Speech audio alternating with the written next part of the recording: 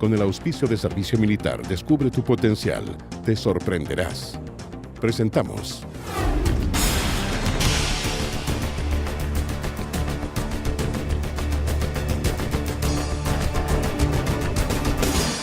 Arcatel Noticias. Hola, ¿cómo están? Bienvenidos a la entrevista. Dicen que la salud después de la educación es uno de los mayores problemas del país y ya se han producido algunos levantamientos en el norte y en el sur demandando mejores condiciones de atención y también hospitalarias. Esta semana fue interpelado el ministro Mañalich para responder varios temas al respecto, principalmente de la construcción de hospitales. Nosotros queremos tener una opinión desde el otro lado, desde el punto de vista de los médicos, del colegio médico, que también tiene una evaluación de lo que está sucediendo en este sentido en nuestro país. Y para eso vamos a conversar con el doctor Enrique París, el presidente del colegio médico. Muchas gracias por estar con nosotros. Un gusto, Claudio. No hay problema. Decía yo que algunos señalan que el sistema de salud o que el problema de la salud en Chile después de la educación es uno de los que tiene peor diagnóstico, para utilizar un término médico. Bueno, nosotros lo dijimos hace harto tiempo atrás, que después de los problemas relacionados con salud era probable que vinieran los problemas relacionados, primero de los problemas relacionados con educación iban a venir problemas relacionados con salud.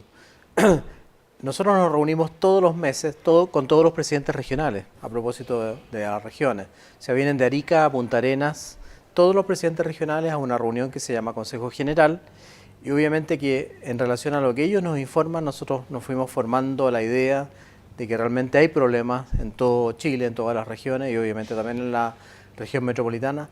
¿Qué regiones han brillado más por los problemas? Por ejemplo, Valparaíso, con el Gustavo Fricke, con el Van Buren, Concepción, con el Hospital Guillermo Gran Benavente, y lo que estábamos conversando antes, los estallidos que han habido en Quellón, en Casablanca, aquí muy cerca, en Tocopilla. Ahora, en fin. Para usted, ¿esto tiene un diagnóstico común o son problemas distintos? Porque en Concepción estamos hablando de un problema de deuda gigantesca en el hospital.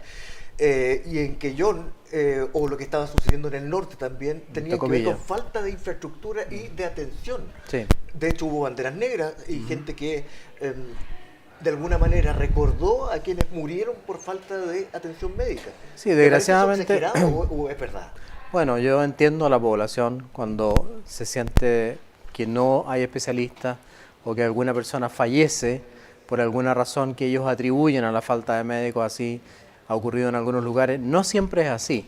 A veces el médico no tiene la suficiente cantidad de armas, de exámenes, de laboratorio o de medicamentos incluso para poder atender bien a la población, y algunos fallecimientos han ocurrido por eso. Hay, como tú dices, problemas diferentes. En algunos lugares falta de estructura, en otros lugares una deuda gigantesca como el Hospital de Concepción, en otros lugares hay falta de médicos. Y eso es obvio, hay un gran problema con la falta de médicos. ¿Por qué? Porque en Chile los médicos están muy mal distribuidos. Si nosotros hablamos de los especialistas, el 53% de los especialistas están aquí en la región metropolitana, el 9% aproximadamente están en la quinta región y otro 9% están en la región del Biobío. Si nosotros sumamos 18 más 50, 68% de todos los especialistas en Chile están en 3 regiones.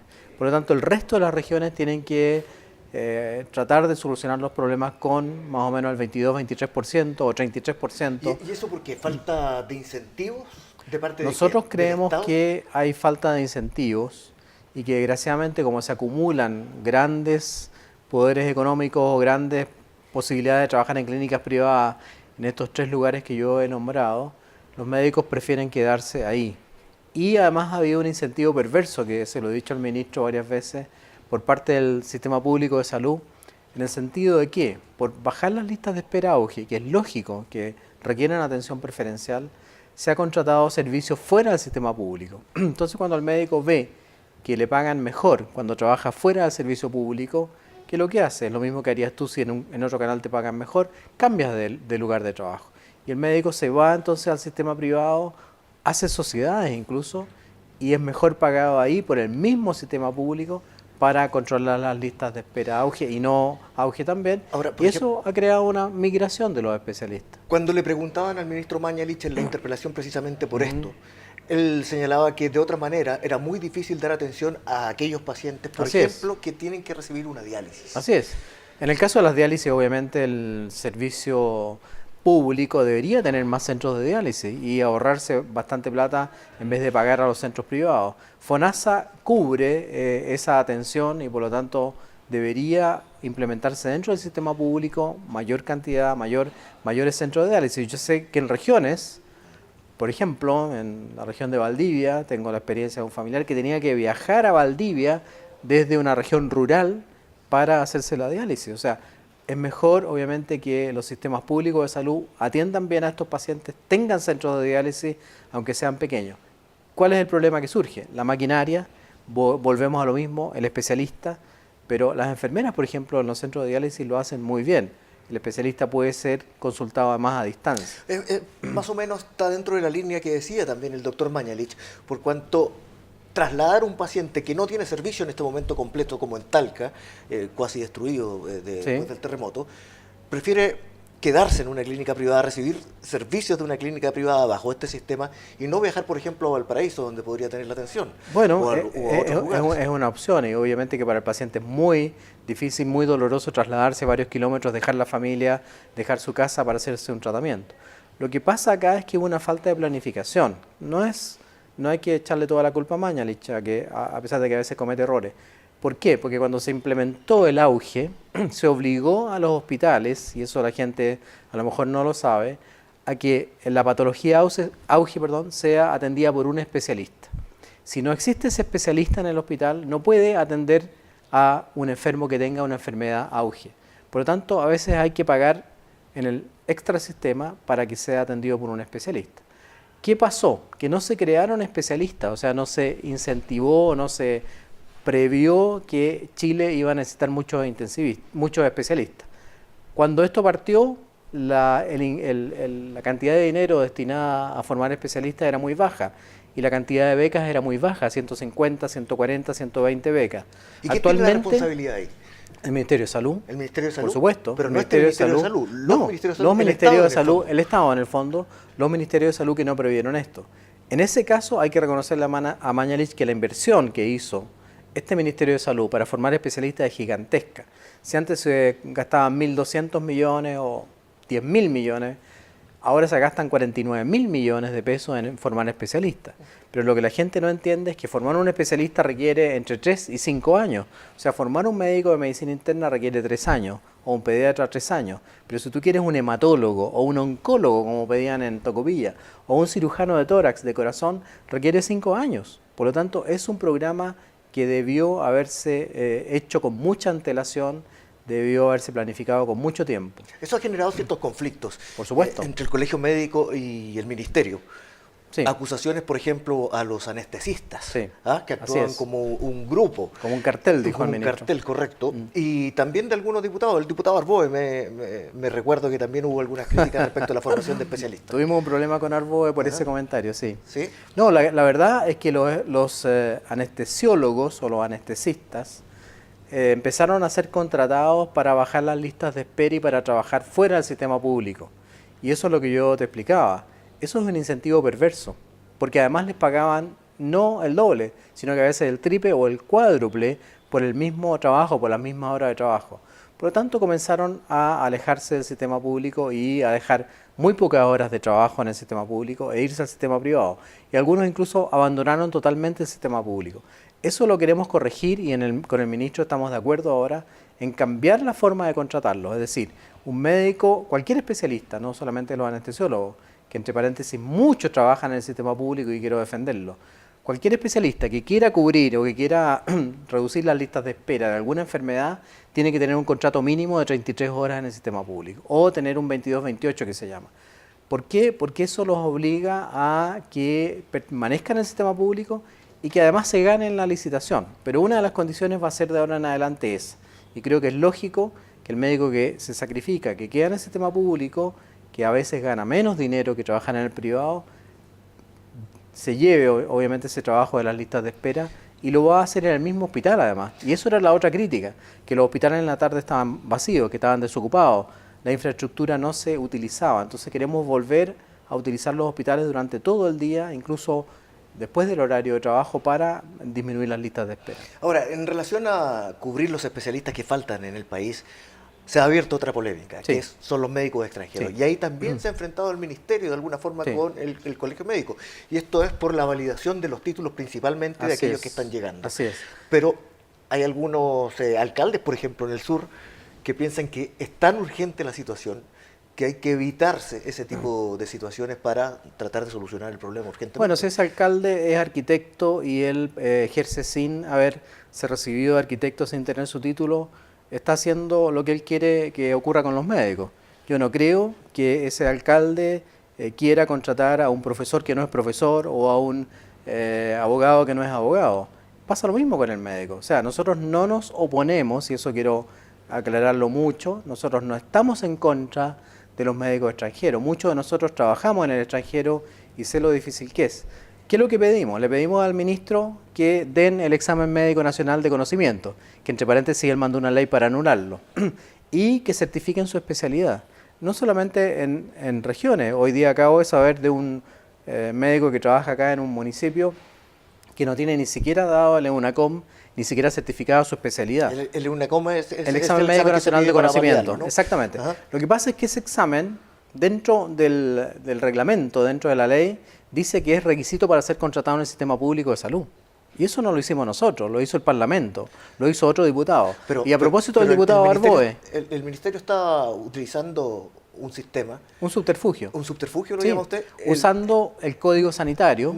Sin contratar. Sin boleteando. contratar. Y por lo tanto de esa manera le hacía el kit y Tra- lo reconocía. Exactamente. Además, a lo que exige la ley. Contrata honorarios y además los contrata en base a un numeral del Código Sanitario que dice que puede contratar en forma excepcional, sin exigirle mucho, en islas, en situaciones de emergencia, en buques o en lugares apartados. Pero esta gente está trabajando en cualquier lugar. Incluso aquí en la capital hay gente que está trabajando con ese tipo de contratos. Entonces nosotros le pedimos al ministro que no engañe a la población. Obviamente solo le pedimos que los médicos den el examen nacional y certifiquen su especialidad si es que tienen una especialidad. Porque si no la tienen, basta con que den el examen médico nacional de conocimiento y entran como por un tubo al sistema público de salud. Con el diputado Barboe tuvimos un problema en Los Ángeles, porque él dijo que el colegio médico era el que controlaba los cupos para las especialidades, y eso no es así. Nosotros obviamente pedimos que se retracte, que corrija, porque en épocas de elecciones, como tú decías... Pero ¿cómo se otorgan las becas? Las becas se otorgan porque el Ministerio de Salud, y volvemos al tema anterior, en conjunto con las universidades chilenas, con ASOFAMECH, existe una instancia que se llama la Comisión Nacional Docente Asistencial, y el Ministerio de Salud le dice, mire, yo voy a construir un hospital, estoy inventando, en Osorno, necesito tantos especialistas para ese hospital. Entonces, en esta organización, las universidades tienen que empezar a planificar formar especialistas. Doctor. No tiene nada que ver el colegio médico, eso lo niego rotundamente, y no tiene nada que ver las sociedades científicas, ahí hay un error grave. Solamente las universidades chilenas que tienen escuelas de medicina son las que están capacitadas para abrir cupos de especialistas. Doctor, tenemos que ir a comerciales a hacer Por un supuesto. corte, pero lo invito a que a la vuelta conversemos respecto al diagnóstico en general que ustedes le están proponiendo como medidas para mejorar el sistema de salud Por supuesto. a los candidatos presidenciales. Vamos a comerciales y regresamos. Porque sabemos que vales. Sabemos el potencial que hay en ti. Ven a formar tus valores y tu destino. Que tu horizonte no tenga límites.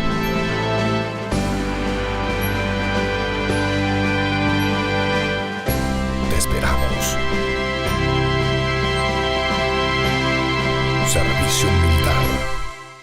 Bien, seguimos conversando con el doctor Enrique París, el presidente del Colegio Médico, y dejábamos planteado una pregunta respecto al diagnóstico y lo que propone el colegio para los candidatos. Se están reuniendo con cada uno de ellos, tengo entendido, pero quiero que partamos la conversación con una cifra. Tengo acá 9 millones de chilenos adultos con más de 2 patologías crónicas Así es. y tenemos capacidad para atender a 3. Claro. Y otra cifra, más de 11 millones o 14 millones, puede variar la cifra, pero una cantidad importante de millones de personas que se atienden en el sistema público. El 80% de la población chilena se atiende en el sistema público y solo el 20% se atiende en el sistema privado de salud y en las Fuerzas Armadas. Por lo tanto, para ese 80% de la población que está en el sistema público se requiere una intervención rápida. ¿Qué es lo que hemos propuesto nosotros?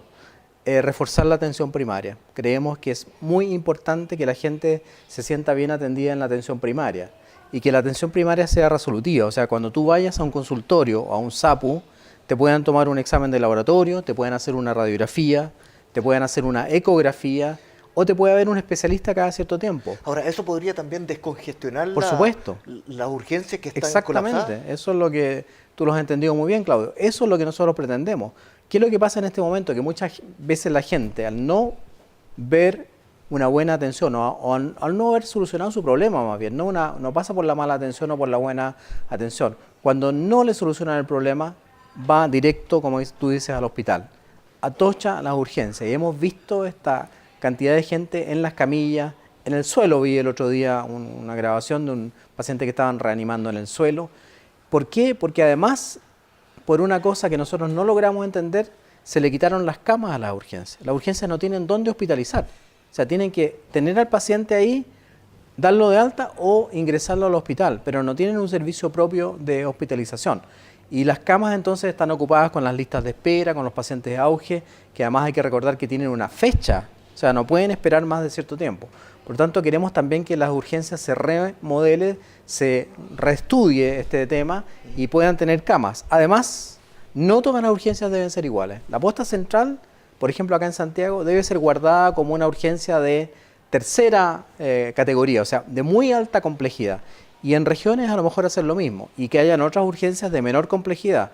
Por lo tanto, el médico tiene que ir derivando de menos complejidad a mayor complejidad, pero no que todos los pacientes vayan a la posta central. Para eso se requiere educación a nivel de la población. Pero lo primero, reforzar la atención primaria, un trabajo muy profundo con los alcaldes, porque ellos tienen el 80 o 90% de la atención primaria, y un trabajo muy profundo también con las universidades para que formen más médicos de atención primaria. Ahí ustedes proponían que existiera este tipo de centro al que usted hacía alusión en provincias, en regiones determinadas. Por supuesto. Dependiendo de la complejidad y el número de habitantes, que funcionen 24 horas. Por supuesto, a nosotros nos interesa que los servicios de atención primaria de urgencia, por ejemplo, o los consultorios de calidad, como ha propuesto una candidata, trabajen ojalá el mayor tiempo posible y la gente no tenga que movilizarse. Y ojalá que se vuelva al sistema de la atención familiar. O sea, que haya un control sobre la familia, sobre la mamá, sobre el papá, sobre los niños. Y otra cosa muy importante que tú nombraste al comienzo. Muchas de las patologías del adulto mayor no son una patología, sino que el adulto mayor tiene 2 y 3 patologías. Diabetes, por ejemplo, hipertensión y un problema articular, artrosis o artritis. Por lo tanto, el control de esos pacientes es muy complejo, es muy difícil. Y ahí se debiera premiar a los consultorios en el sentido de que, por ejemplo, con diabetes, el paciente que es bien controlado no se hospitaliza nunca. El paciente que es mal controlado tiene que hospitalizarse cada cierto tiempo. El consultorio que controle bien a sus pacientes, un premio económico, un incentivo a los funcionarios para que sigan trabajando en esa orientación. Ahora, respecto al sistema de ISAPRES y FONASA, Sí. ¿ustedes también tienen un diagnóstico ahí y una solución, una propuesta? Nosotros, Claudio, como colegio médico no nos oponemos a la ISAPRES, porque seamos francos. Es tema de candidatura presidencial. Sí, nosotros no nos oponemos a la ISAPRES, quiero decir esa primera cosa. Seamos francos, muchos médicos hacen su sueldo trabajando con pacientes que están en ISAPRES y las ISAPRES, bueno, pagan con un bono o pagan, digamos, después de un cierto tiempo, pero pagan muy bien. No estamos en contra de la ISAPRES. Lo que queremos nosotros es que haya una justicia o una medicina más humana y que el fondo de dinero que tienen las ISAPRES más el FONASA, y que no es fácil eso de compatibilizar, se reparta de una sola forma. O sea, ¿cómo se debe repartir? Estamos hablando del 7%. Sí, 7%. ¿Cómo se debe repartir? En relación a la calidad del paciente que atienden las ISAPRES o el FONASA. Ahora va indistintamente a FONASA o a la ISAPRES. Pero ¿qué es lo que hacen las ISAPRES? Escogen a los pacientes que tienen menos riesgo. Los pacientes que están en FONASA tienen 3, 4 y 5 veces más riesgo de enfermar y más riesgo de patología y más patología que la población que está en las ISAPRES. Entonces el dinero, ¿qué es lo que se propone? Que se reparta en un solo fondo y que ese dinero se otorgue a las instituciones, ya sea privadas o públicas, en relación al riesgo que ellos han asumido con sus pacientes. Nosotros hemos hecho un estudio con el José Concha, que es el presidente del Departamento de Salud y Estudios, y se ve, el doctor Camilo Cid, se ve que desgraciadamente la población de riesgo, los niños menores, las mujeres embarazadas, los adultos mayores, la población de riesgo está en FONASA, en su mayoría. 80-90% de esa población está en FONASA. Y las ISAPRES entonces han hecho lo que se llama el descreme o la selección de los pacientes para tener pacientes de menor riesgo. Eso sin contar el alza de precios que tienen aquellos que pasan ya a la calidad de adultos mayores, lo que se ha llamado y se ha acusado muchas veces un sistema discriminatorio. Exacto, nosotros quisiéramos que no hubiese discriminación, que hubiese un fondo común, que ya la Comisión Illanes lo propuso, y que el dinero lo repartiera un ente que le diera a las ISAPRES o al FONASA, digamos, la cantidad de dinero que requieren para atender según el riesgo de su población. Se califica el riesgo y según eso se reparte el dinero. Ahora, además de eso existen los seguros privados. Un paciente, además del 7%, puede tomar un seguro privado, un seguro complementario que se llama, para otro tipo de enfermedades o para pagar o para tener una mejor atención. Y además hemos propuesto lo que propuso Ricarte Soto, un fondo nacional de medicamentos para que la gente que sea más pobre o que tenga enfermedades muy graves y que consumen mucho dinero, el Estado les aporte una cantidad importante para solucionar ese problema. Doctor, tenemos que hacer otro corte comercial. Vamos a seguir hablando del tema de los medicamentos, pero también respecto a lo que se ha dicho, que ha sido el enfrentamiento entre el ministro de Salud y los laboratorios, las farmacias. Eso es muy interesante. ¿Cómo lo ha visto el Colegio Médico? Por supuesto. Lo vemos a la vuelta. Porque sabemos que vales. Sabemos el potencial que hay en ti. Ven a formar tus valores y tu destino. Que tu horizonte no tenga límites.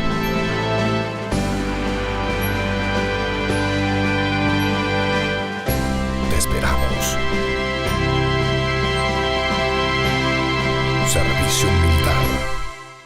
Regresamos en esta conversación con el doctor Enrique París, el presidente del Colegio Médico, y dejábamos pendiente un tema que son los medicamentos para aquellos que tienen enfermedades muy costosas y que hay que enfrentar diariamente o mensualmente.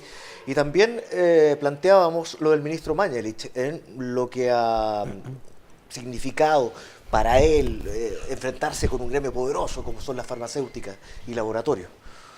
¿Cómo lo ha visto usted y cuál es la opinión del Colegio Médico? Bueno, en primer lugar, con respecto a las enfermedades que son complejas, porque no hay que llamarlas enfermedades raras, las enfermedades complejas, por ejemplo, las enfermedades metabólicas, las enfermedades neurológicas complejas, las enfermedades hereditarias que requieren un tratamiento complejo y de larga duración, nosotros hemos apoyado a las organizaciones. De hecho, yo asistí a una reunión que se hizo en la Plaza de Armas y ahora tenemos un seminario en el mismo Colegio Médico para tratar este tema. Creo que son enfermedades que requieren o que gastan enormes cantidades de dinero para mantener vivos a los pacientes y en buena calidad, y hay que ayudarlos. Diferente es el tema de la venta libre de medicamentos, y ahí nosotros hemos tenido diferencias con el Ministerio de Salud en el sentido de que el medicamento debe ser entregado como una obligación del sistema público de salud. Ahí se sigue hablando que el Estado es subsidiario, pero no. El Estado debería entregar, o sea, la salud es un derecho y el paciente debe recibir el medicamento. Y te explico qué es lo que pasa. Si va una paciente o un paciente a un consultorio y no se encuentra el medicamento que tiene que entregarle el consultorio porque el médico trabaja ahí, le hace una receta, va a la farmacia del consultorio y no lo tiene, esa pobre señora, como han dicho, es una caricatura, la pobre viejita que tiene que viajar 20 kilómetros para ir a comprar el medicamento, ¿por qué? No tiene por qué ir a comprarlo. Tiene que entregárselo el Estado de Chile, porque la enfermedad, sobre todo si está en el auge, tiene derecho a recibir medicamentos. Pero doctor, en este momento la realidad es que la gente tiene que ir a comprar. Lógico, porque las municipalidades a veces... Es que están unidas las dos cosas las municipalidades a veces gastan la plata para medicamentos o para salud en otros ítems. No compran los medicamentos que deben comprar. Aquí acabo de recibir una denuncia de una municipalidad en la región metropolitana que no tiene medicamentos, que no tiene aparataje para atender bien a los pacientes.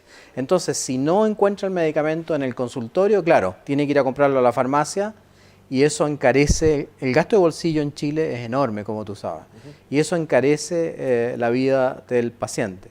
Pero eso no significa que el medicamento tenga que venderse en el supermercado, tenga que venderse en la botillería, tenga que venderse en la estación de servicio, como es lo que quería esta ley. Porque eso es distorsionar totalmente lo que significa el medicamento. Es bueno que hayan puntos de venta. Pero comprar, por ejemplo, una aspirina en una góndola de supermercado. ¿Un ácido acetilsalicílico? Sí. No, si no hay ningún problema. Pero lo que me produce problemas a mí y me molesta desde el punto de vista de la conciencia es que si ese ácido acetilsalicílico, porque no quiero nombrar el nombre comercial, Sí. no lo entregó el consultorio como debería haberlo entregado para un paciente, por ejemplo, que tuvo un infarto y que requiere el uso de ese medicamento, ¿por qué va a tener que ir a comprarlo? Si es lógico que se puedan vender paracetamol, ácido acetilsalicílico, antihistamínico, nosotros nos hemos abierto a esa posibilidad, pero con otra condición, que sean bioequivalentes, Claudio. Porque tú no vas a saber si el medicamento que estás comprando te va a hacer el mismo efecto o no. Tiene que ser bioequivalente. ¿En eso se ha avanzado? Genérico, bioequivalente, por supuesto. Porque que fue hay otra más de las de batallas del 200. No, ahí estamos de acuerdo con el Ministerio. 100%.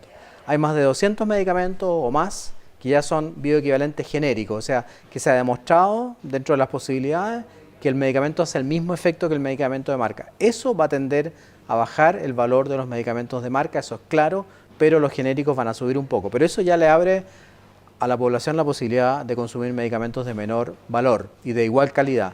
Pero nosotros, ¿a qué nos oponemos? Tú sabes, yo trabajo hace 20 años dirigiendo el Centro Toxicológico de la Universidad Católica. Nos oponemos a que el medicamento se venda en la botillería, se venda en la estación de servicio o en otros lugares donde la persona no va a ser bien atendida. ¿Qué me dicen? Que en las farmacias no los atienden bien. Puede ser verdad, pero si estamos mal, ¿para qué vamos a seguir peor? Corrijamos y exijámosle a las farmacias que atiendan bien. En los supermercados ya nos hemos abierto a que se vendan algunos medicamentos siempre que tengan envase seguro, siempre que tengan una buena información en el folleto y que sean medicamentos que no requieren receta, obviamente, que es lo obvio. Doctor, se nos va a ir el tiempo, pero antes de eso me gustaría cerrar. Ya hemos visto el diagnóstico en distintas situaciones en las que hemos conversado. ¿Cuánto tiempo tomaría llegar a un sistema de salud que fuera de primer mundo, como aspira a ser el país? Hay algunas cosas que se pueden hacer en un año, pero la mayoría de estos cambios tienen que tomar 4, 6 años probablemente, formar especialistas 5 años, reformar el sistema de salud. Hay que discutir también si tienen que seguir municipalizados los consultorios o no. Es un gran debate. MEO está por desmunicipalizar y curiosamente Evelyn Matei también quiere sacarle a los consultorios del municipio y hacerlo depender nuevamente del sistema nacional o sistema central de salud. Todo esto requiere muchos años, requiere aumentar además la inversión que tenemos en salud en relación al Producto Interno Bruto, porque la inversión en salud para el sistema público de salud es del 3,8-4% del Producto Interno Bruto, del PIB, y hay que aumentarlo al 7 por lo menos. Eso no se puede lograr de la noche a la mañana, requiere mucho dinero y puede además que requiera 2 incluso gobiernos, o sea, 8 años. Nosotros creemos que en esta guerra, en esta lucha contra la enfermedad, contra el dolor, contra lo que sufren las personas, tenemos que además que estar todos unidos, o sea, gobierno, parlamento, diferentes partidos políticos y diferentes entidades como por ejemplo los diferentes colegios profesionales. No quiero hablar solo del colegio médico, enfermeras, matronas, kinesiólogos, tecnólogos, o sea, todos en conjunto hacer un plan de trabajo para dar una mejor atención a los pacientes. Ese es nuestro fin. Doctor, le quiero agradecer por esta conversación con nosotros. Un gusto. Noticias. Que esté muy bien y muchas gracias. Gracias por invitarme y saludo a todas las regiones. Y gracias a ustedes también. Saludos también se hacen extensivos para todos ustedes en los 22 canales que nos componen. Que estén muy bien y nos vemos en una próxima jornada. Con el auspicio de Servicio Militar, descubre tu potencial. Te sorprenderás.